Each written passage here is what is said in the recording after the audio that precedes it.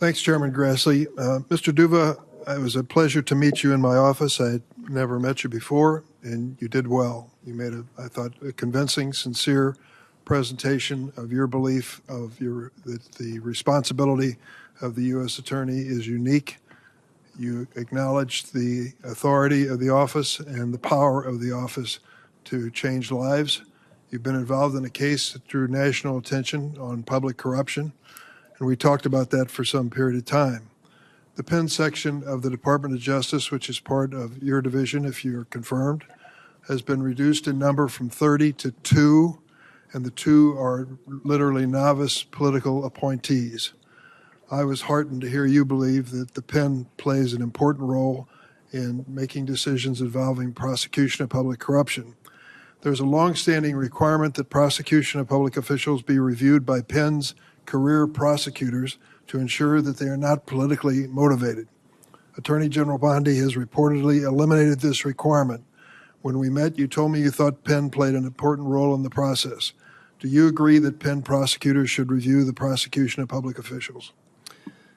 Thank you for the question, Ranking Member Durbin, and I enjoyed our 25 minutes in your office on Monday. I appreciate your time, and I thought we had a great and honest discussion. To answer your question about Penn, I've worked with Penn in multiple cases. I tried a case against a former member of Congress in 2017 with Penn, and it was a very good partnership.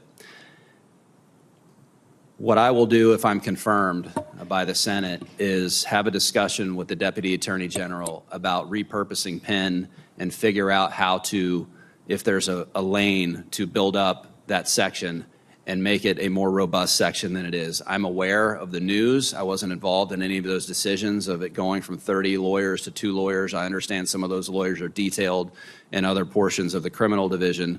But I think from my own experience, which is a specialty of mine, that public corruption prosecutions have an absolute place, both in the U.S. Attorney's offices and the criminal division.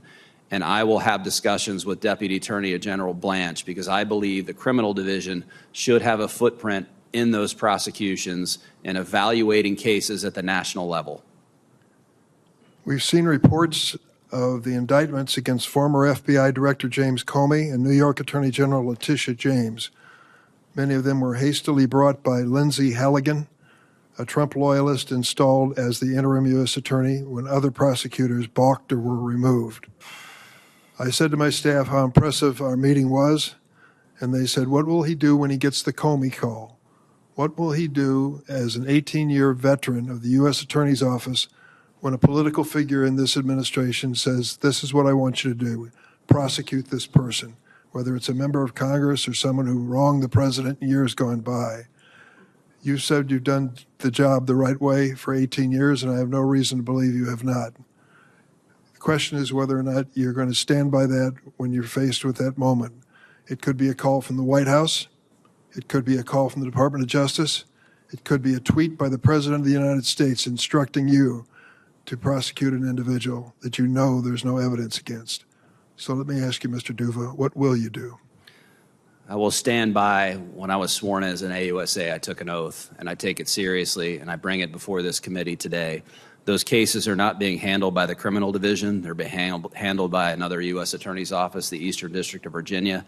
I really don't know much about them other than what I've read about them, so I cannot comment specifically on those cases, and I've never met Ms. Halligan. But what I can tell you, Senator, and what I told you in your office, is that I will always do one thing, and that is apply the facts to the law in any case, whether it's a public corruption case, a transnational drug case, or anything of that nature, because that's what you're sworn to do, and that is the only path for a prosecutor. And as I mentioned in my opening statement, all we have is our integrity, and if I get a call or a referral, the case will go to a line attorney in the public integrity section or whatever section it is, and it will be worked up properly by properly using the grand jury, and we will investigate a case and make a charging decision based on the justice manual and the ethics of my office. Mr. Van Hook, you've been acting U.S. Attorney in the Western District of Louisiana. I'm sure you're aware of the crime rate in Shreveport, Louisiana. What you may not know is the latest data shows that Shreveport has a higher murder rate than the city of Chicago. Is violent crime a problem in Shreveport?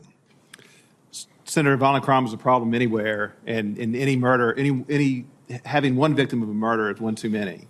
And as the being in leadership in the United States Attorney's Office in Shreveport, I've worked very hard with our state, local, federal law enforcement partners to do our best to help bring down the crime rate. We've worked with the district attorney there, the police chief.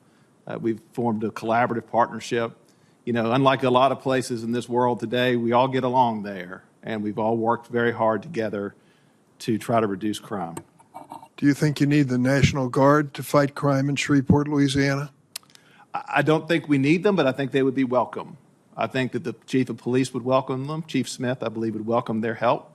And I think that whatever resources could be brought to bear to reduce crime in Shreveport would be helpful. Thank you, Mr. Chairman.